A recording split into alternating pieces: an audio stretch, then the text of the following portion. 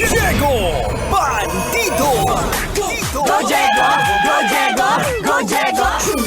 EDSA. Itaas ang kamot sa mga angkol. Itaas ang kamot sa mga angkol. Bunalikol, bunalikol, bunalkol, bunalkol.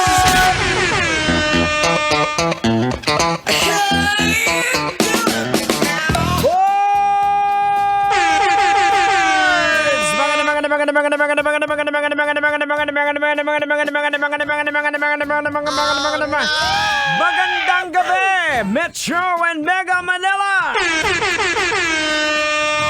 Kayo pa rin po'y nakatutok siyempre dito po, siyempre sa pinakamalupit at pinakamasayang programa sa radyo dito po sa Metro Manila. Check your love radio tic-tacs. It is now 31 minutes makalipas sa oras ng alas 7 ng gabi.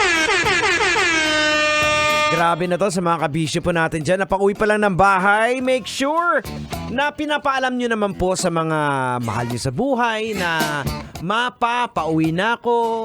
Darling, honey, baby love, pauwi na ako. Tama ba ako, Duday? Dapat bang pinapaalam yan, Duday, sa mga naghihintay sa bahay, Duday? Opo, Uncle Diego Bandido. Nararapat lang po na pinapaalam po. Halimbawa, ako po, kung inaantay ko po yung si Lolo Tanghenyo dati nung hindi pa ako sinasama dito, gusto ko po, nalalaman ko po na pauwi na po siya, na safe na po siya, at tapos ipagpipray ko po na makauwi po siya ng safe. At syempre, may dala po siyang donut.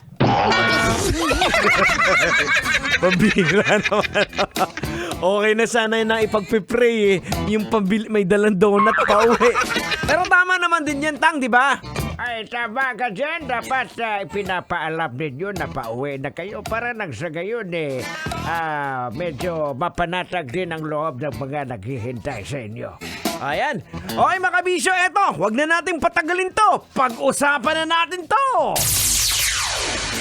Antoinette Gail Del Rosario na partner ni Wamos Binaticos. Oh no!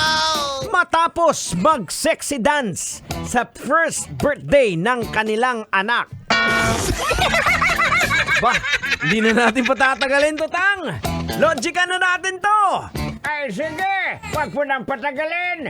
Logican mo na para mahimasmasan! Logika na yan! Logika na yan!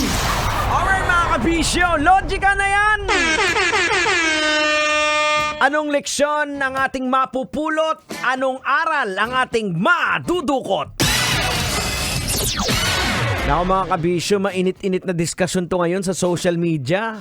Kasi ang suppose umano na children's party naging erotic party. Oh no! Ito ang problema kasi natin ngayon, mga kabisyo, sa totoo lang, ano?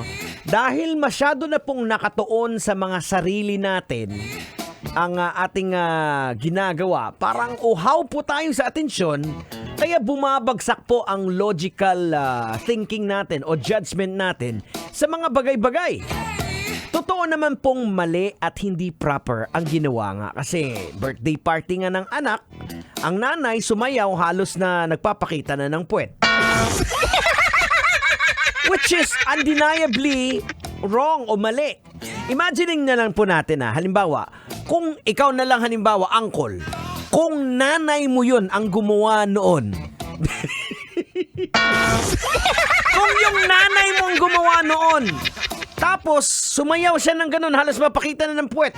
Tapos nangyari, lumabas ngayon, nag-resurface yung video na yun na ginawa niya dati. Anong sasabihin mo sa nanay mo? 'Di ba? Ma, kadiri ka. Social media is negatively affecting how we think and make decisions. Dahil we always look for opportunity to flex ourselves, kaya na-overlook na natin na it's not proper pala to do that exotic dance. Kasi una, may mga bata and it's a children's birthday party. Second, ano bang magiging epekto nito sa mga sa bata in the long run? Halimbawa, pag kumulubot na yung balat, mabubuli yung bata, sasabihin niya, ay ano ba yung nanay mo? Parang uod na inasinan pag sumayaw. Aragoy! Maluoy ka kaya mga kabisyo. Ingatan po nating mabuti. Kasi eventually, in the long run, pag tumagal na po yan, pag nag-resurface yung mga video na pinagagawa mo, baka pagsisihan mo. Hindi maganda ang naging epekto sa mga mahal mo sa buhay, sa pamilya mo. Panahon talaga ngayon, ano? Lahat ginagawa because everybody wants to rule the world. Here's the song coming from Tears for Fears at 36 after 7 o'clock. You're still locked in right here on Metro's number 1. No doubt about it, baby. 90.7 Love Radio. Sasakyan si